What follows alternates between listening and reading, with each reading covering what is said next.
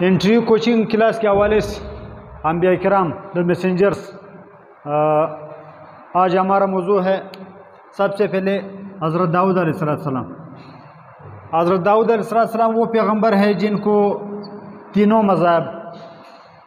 مذاہب ادیان وہ دو قسم کے ہیں، ایک ہے آسمانی مذاہب یا آسمانی ادیان، اور ایک ہے غیر آسمانی یا غیر الہامی ادیان یا مذاہب۔ یہ سوال آپ سے انٹرویو میں کیا جا سکتا ہے، الہامی مذاہب اور غیر الہامی مذاہب سے کیا مراد؟ الہامی مذاہب وہ مذاہب ہے جن کا سرچشمہ وحی الہی ہے، پیغمبر پر اللہ تعالیٰ کی طرف سے حکم کا نزول ہوا، پیغمبر نے دنیا کی انسانوں کو بتایا، اس کو کہا جاتا ہے الہامی مذاہب، جو تین ہے، جس میں سب سے پہلے ہے اسلام اور یہودیت، تیسرے نمبر پر ہے عیسائیت۔ الہامی مذاہب پوری دنیا میں ہمارے پاس تین ہیں، اسلام، یہودیت اور عیسائیت۔ داؤد علیہ السلام کے حوالے سے انٹرویو میں اکثر کوشچن کیا جاتا ہے کہ داؤد علیہ السلام کو آیا تینوں مذاہب والے مانتے ہیں؟ بالکل، حضرت داؤد علیہ السلام کو تینوں مذاہب والے مانتے ہیں۔ مسلمان بھی آپ علیہ السلام کو پیغمبر مانتے ہیں، یہودی بھی آپ علیہ السلام کو پیغمبر مانتے ہیں، اور عیسائی بھی آپ علیہ السلام کو پیغمبر مانتے ہیں۔ ہمارے مسلمان اپنے بچوں پر داؤد علیہ السلام کا نام رکھتے ہیں، یہ ہمارا ایمان ہے کہ داؤد علیہ السلام اللہ کے پیغمبر تھے اور ان پر زبور نازل ہوا، اور عیسائی اور یہودی بھی مانتے ہیں، اس لیے وہ اپنے بچوں کے نام ڈیوڈ رکھتے ہیں۔ ڈیوڈ سے مراد ہے حضرت داؤد علیہ السلام۔ داؤد علیہ السلام کے حوالے سے انٹرویو میں جو اکثر کوشچن کیے جاتے ہیں وہ اس حوالے سے کیے جاتے ہیں کہ داؤد علیہ السلام کیوں مشہور ہوئے، کس نسبت سے مشہور ہوئے؟ وہ اس نسبت سے مشہور ہوئے کہ داؤد علیہ السلام نے ایک بادشاہ جالوت کو قتل کیا، ایک ظالم بادشاہ جالوت کو قتل کیا۔ کس لشکر میں قتل کیا؟ ایک نیک شخص طالوت کے لشکر میں شامل ہو کر، طالوت بادشاہ کے لشکر میں شامل ہو کر آپ علیہ السلام نے جالوت کو قتل کیا۔ اس وقت تک آپ نبی نہیں بنائے گئے تھے، تو اس نسبت سے آپ سے یہ سوال کیا جاتا ہے کہ کس لشکر میں شامل ہوئے اور کس ظالم بادشاہ کو قتل کیا؟ طالوت کے لشکر میں شامل ہوئے، آپ کے ہاتھوں جالوت قتل ہوا۔ داؤد علیہ السلام کے حوالے سے سوال کیا جاتا ہے کہ چونکہ آپ پر زبور نازل ہوا، زبور کل 100 صحیفے ہیں اور 4 کتابیں ہیں، 4 کتابوں میں سے ایک کتاب زبور داؤد علیہ السلام پر نازل ہوا۔ زبور کے لفظی معنی کیا ہے؟ یہ تو ہم سب کو پتہ ہے، زبور داؤد علیہ السلام پر نازل ہوا۔ اس زبور کے لفظی معنی کیا ہے؟ زبور کے لفظی معنی ہے ٹکڑا، یہ آپ نے انٹرویو میں بتانا ہے، ٹکڑا۔ اور زبور کے حوالے سے ایک دوسرا سوال بھی انٹرویو میں کیا جاتا ہے، آیا زبور یہ شریعت کی کتاب تھی؟ واٹ از شریعت؟ شریعت از لا۔ کیا اس میں قوانین موجود تھے؟ کیا اس میں بنی اسرائیل کو شریعت دی گئی تھی؟ نہیں، اس میں کوئی لا شامل نہیں تھا، اس میں شریعت نہیں تھی، بلکہ زبور اللہ تعالیٰ کی حمد کے ترانوں کی ایک کتاب تھی، حمد کے ترانوں کی ایک کتاب تھی، جس میں اللہ تعالیٰ کی تعریف بیان ہوئی تھی، حمد پر مشتمل ایک کتاب تھی۔ داؤد علیہ السلام جب اس کی تلاوت کرتے تو نہایت خوش الہانی سے تلاوت کرتے۔ داؤد علیہ السلام کے حوالے سے ایک اور چیز مشہور ہے، لحن داؤدی سے کیا مراد ہے؟ آپ سے انٹرویو میں پوچھا جا سکتا ہے لحن داؤدی۔ انٹرویو میں پوچھنے والا اکثر یہ پوچھتا ہے لحن داؤدی، ڈسکرائب لحن داؤدی، یا لحن داؤدی کی وضاحت کرے۔ لحن داؤدی سے مراد ہے حضرت داؤد علیہ السلام کی خوبصورت آواز، خوشگن آواز۔ جب حضرت داؤد علیہ السلام زبور کی تلاوت کرتے، اتنی خوش الہانی سے کرتے کہ تمام پہاڑ، تمام شجر و حجر، درخت اور پتھر، اور حتیٰ اس حد تک کہ آسمان کے پرندے، اڑتے ہوئے پرندے بھی رک کر آپ علیہ السلام کی تلاوت کو سنتے۔ اس لیے تاریخ میں آپ کی زبان لحن داؤدی کے نام سے مشہور ہوئی، لحن داؤدی۔ اس کے بعد پھر سوال کیا جاتا ہے داؤد علیہ السلام کے حوالے سے کہ داؤد علیہ السلام کو اللہ تعالیٰ نے کب بادشاہت عطا فرمائی؟ جب طالوت، وقت کے بادشاہ طالوت جب طالوت کا انتقال ہوا اس بادشاہ کا، طالوت کے انتقال کے بعد حضرت داؤد علیہ السلام نبی بنے، 45 سال تک آپ نے بادشاہت کی۔ طالوت کے انتقال کے بعد آپ علیہ السلام کو اللہ تعالیٰ نے بادشاہت دی، نبی سے پہلے بنائے گئے تھے۔ 45 سال تک آپ علیہ السلام نے بادشاہت کی۔ آپ علیہ السلام کی کل عمر 100 سال تھی۔ آپ علیہ السلام کی کل عمر 100 سال تھی، اور 45 سال تک آپ بطور بادشاہ بنی اسرائیل میں موجود رہے، بادشاہت بھی تھی اور آپ علیہ السلام نبوت کا کام بھی کر رہے تھے۔ انٹرویو میں آپ کی قوم کے بارے میں سوال کیا جاتا ہے کہ آپ علیہ السلام جس قوم کے لیے مبعوث ہوئے، بنی اسرائیل کے لیے، ان پر کون سا عذاب آیا؟ انہوں نے چونکہ داؤد علیہ السلام کی تعلیمات کو نہیں مانا، سرکشی کی، جس کی وجہ سے ایک عذاب نازل ہوا۔ عذاب کیا؟ کہ وہ آپ کی قوم بندر بن گئی، آپ کی قوم کے لوگ ان سے بندر بن گئے۔ 3 دن تک یہ بندر زندہ رہے، تیسرے دن تمام کے تمام بندر ہلاک ہوئے، یعنی داؤد علیہ السلام کی قوم کی اکثریت جنہوں نے داؤد علیہ السلام کی بات کو نہ مانا وہ بندر بنے۔ 3 دن تک یہ بندر رہے، 3 دن کے بعد یہ تمام کے تمام ہلاک ہو گئے، یعنی اللہ تعالیٰ کی طرف سے داؤد علیہ السلام کی قوم پر یہ عذاب آیا۔ داؤد علیہ السلام کے حوالے سے ایک اور سوال انٹرویو میں کیا جاتا ہے، صوم داؤدی، صوم داؤدی کی وضاحت کرے۔ یہ کیا ہے صوم داؤدی؟ یہ داؤد علیہ السلام کے روزوں کی ترتیب ہے۔ صوم سے مراد ہے روزہ، داؤدی سے مراد ہے داؤد علیہ السلام والا روزہ۔ کیا ترتیب تھی؟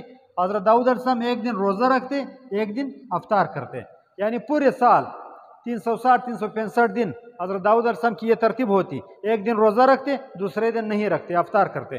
تو اس کو تاریخ میں آپ علیہ السلام کا یہ عمل صوم داؤدی کے حوالے سے مشہور ہے، صوم داؤدی اس کو کہا جاتا ہے۔ اچھا، اب آتے ہیں حضرت سلیمان علیہ السلام کی طرف۔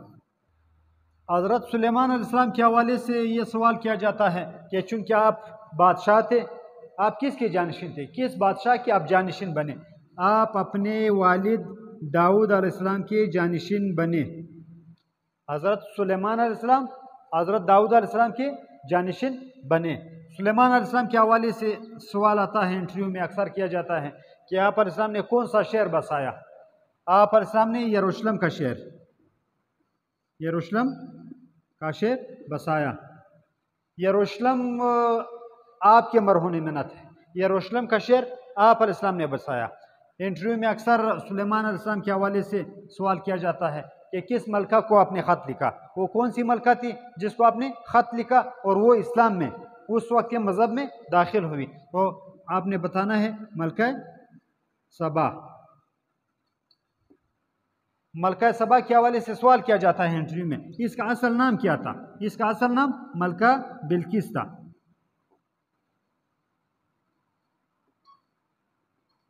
ملکہ سبا کا اصل نام ملکہ بلقیس تھا۔ داؤد علیہ السلام کو اللہ تعالیٰ نے ایک عجیب طرح کی حکومت عطا فرمائی تھی، ایک عظیم حکومت تھی۔ وہ کون سی حکومت تھی؟ کس طرح کی حکومت تھی کہ داؤد علیہ السلام کے سامنے اللہ تعالیٰ نے جنات کو مسخر کیا تھا، یعنی جنات واحد پیغمبر ہے، واحد بادشاہ ہے جس کے سامنے جنات بھی مسخر تھے اور ہوا بھی مسخر تھی۔ ہوا اور جنات آپ علیہ السلام کے تخت کو لے جایا کرتی تھی آپ کے حکم سے۔ جب آپ حکم دیتے تھے تو ہوا اس کو اڑا کر اور جہاں پر آپ کی مرضی ہوتی وہاں پر اتار دیا جاتا تھا۔ اچھا، بلوچستان کے اسٹوڈنٹ کے حوالے سے بلوچستان پبلک سروس کمیشن میں ایک سوال نہایت زیادہ کیا جاتا ہے کہ حضرت داؤد علیہ السلام کا جو حضرت سلیمان علیہ السلام کا جو تخت ہے، تخت سلیمان، اس کے حوالے سے آپ بتائیں۔ تخت سلیمان،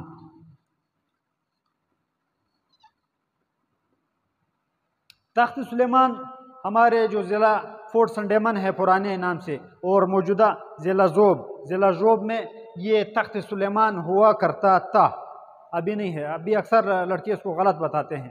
ابھی جب زوب سے شیرانی ڈسٹرکٹ کو علیحدہ کیا گیا، ضلع شیرانی، جب ضلع شیرانی بنا تو تخت سلیمان کا جو ایریا ہے وہ شیرانی میں چلا گیا۔ اس لیے ابھی آپ نے انٹرویو میں بتانا ہے کہ تخت سلیمان ایک پہاڑ ہے، یہ سلسلہ جو ہمارا بلوچستان کا ایک سلسلہ ہے، کوہ سلیمان کے سلسلے میں ایک پہاڑ ہے کوہ سلیمان کے سلسلے میں ایک پہاڑ ہے جس کو تخت سلیمان کہا جاتا ہے۔ یہاں پر یہ روایت پائی جاتی ہے، یہ حکایت پائی جاتی ہے کہ یہاں پر ایک مرتبہ داؤد علیہ السلام کا تخت یہاں پر بیٹھا تھا، یہاں پر داؤد علیہ السلام نے اپنی مجلس سجائی تھی، یہاں پر داؤد علیہ السلام نے ایک تخت کی بنیاد رکھی تھی جس کو تخت سلیمان آج تک کہا جاتا ہے، اور لوگ باقاعدہ اس کی زیارت کے لیے جاتے ہیں۔ یہاں پر ایک پشتونوں کے جد امجد قیس عبدالرشید کا مزار بھی وہاں پر واقع ہے، اس کو تخت سلیمان۔ تو یہ تمام تمہید باندھنے کی یہاں پر ضرورت اس لیے پیش آئی کہ سلیمان علیہ السلام کے حوالے سے بلوچستان پبلک سروس کمیشن میں یہ سوال کیا جاتا ہے کہ تخت سلیمان کے حوالے سے آپ کیا جانتے ہیں؟ تو اکثر اسٹوڈنٹ وہ غلط بتا دیتے ہیں کہ تخت سلیمان ژوب میں واقع ہے، ژوب کے پہاڑوں میں۔ یہ ژوب کے پہاڑوں میں ابھی نہیں ہے، آپ نے اس کو ابھی ڈسٹرکٹ شیرانی میں شو کرنا ہے۔ یہ ڈسٹرکٹ شیرانی میں واقع ہے اور نہایت بلند و بالا پہاڑ ہے۔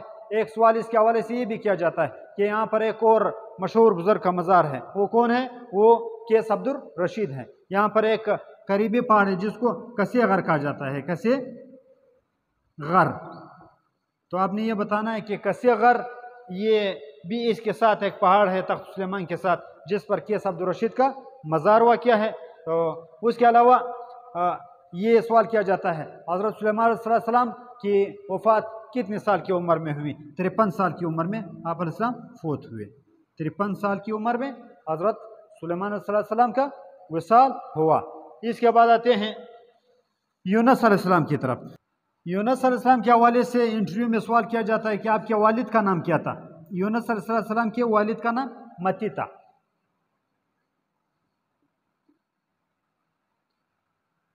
اور اس کے حوالے سے یہ بھی سوال یونس علیہ السلام کے حوالے سے آتا ہے کہ یونس علیہ السلام کا نام تورات میں کیا آیا ہے؟ تورات چونکہ پہلے نازل ہوئی ہے یونس علیہ السلام سے، موسیٰ علیہ السلام پر نازل ہوئی تھی، تو تورات میں آپ کا نام کیا آیا ہے؟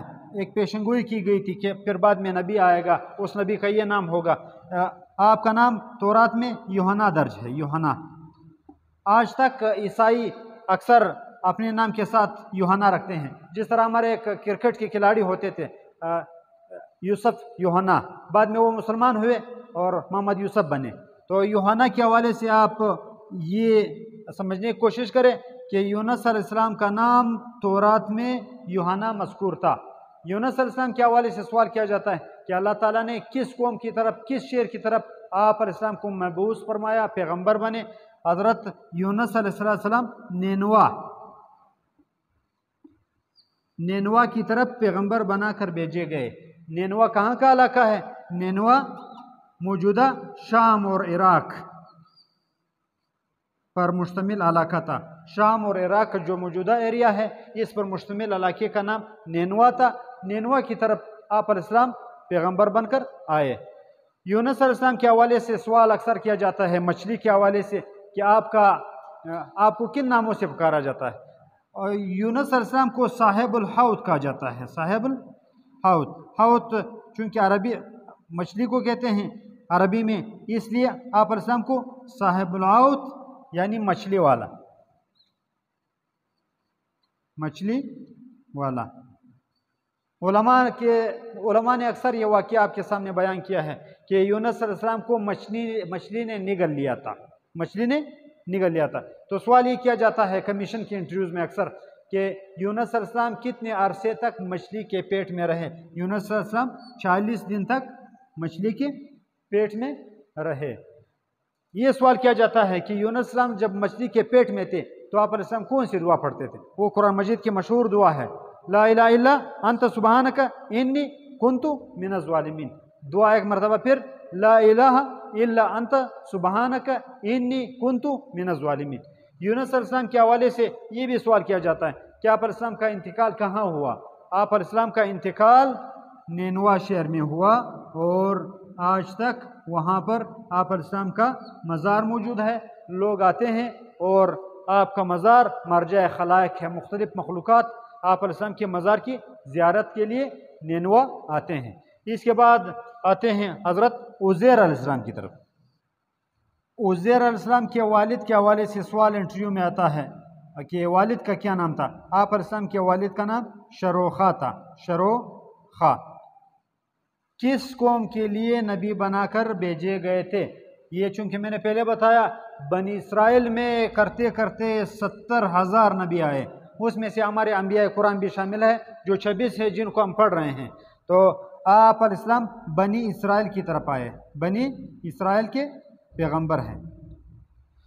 उज़ैर अलैहिस्सलाम के हवाले से कुरान मजीद में भी बार बार बयान किया गया है कि उज़ैर अलैहिस्सलाम को यहूदी, जो यहूदियों की कौम है यहूद, वो अल्लाह का बेटा मानते हैं।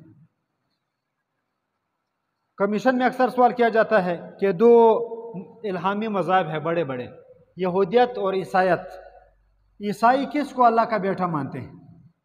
ये आपने बताना है एक इंटरव्यू में। ईसाई, कुरान मजीद ने फैसला किया है कि ईसाई हज़रत ईसा अलैहिस्सलाम को अल्लाह का बेटा मानते हैं, जबकि यहूदी इसके मुकाबले में वो हज़रत उज़ैर अलैहिस्सलाम को अल्लाह का बेटा मानते हैं। कुरान मजीद में भी बार बार आपका जिक्र आया है और जिक्र इसी निस्बत से आया है कि यहूद कहते हैं कि उज़ैर नऊज़ुबिल्लाह अल्लाह का बेटा है। तो उज़ैर अलैहिस्सलाम के हवाले से कमीशन में ये भी सवाल किया जाता है कि उज़ैर अलैहिस्सलाम किस किताब के, किस इल्हामी किताब के हाफिज थे? आप अलैहिस्सलाम तौरात के, मूसा अलैहिस्सलाम पर जो किताब नाजिल हुई तौरात के हाफिज थे। हमारे अक्सर उलमा ने इस वाक़े को बार बार आपके सामने बयान भी फरमाया, बयान भी किया है, तो उसकी मज़ीद ज़रूरत नहीं है। उज़ैर अलैहिस्सलाम के हवाले से ये सवाल किया जाता है कि एक माजज़ा हुआ आपके साथ, वो क्या माजज़ा था? वो माजज़ा ये था कि 100 साल तक उज़ैर अलैहिस्सलाम पर मौत तारी रही, उसके बाद अल्लाह ताला ने दोबारा ज़िंदगी दी। उज़ैर अलैहिस्सलाम का बाकायदा वाक़या कुरान मजीद में मज़कूर है। उलमा ने क़िससुल अंबिया में हमारे साथ इस वाक़े का जिक्र किया है। 100 साल तक आप अलैहिस्सलाम पर मौत तारी रही, आप अलैहिस्सलाम मौत की हालत में थे एक दरख्त के नीचे।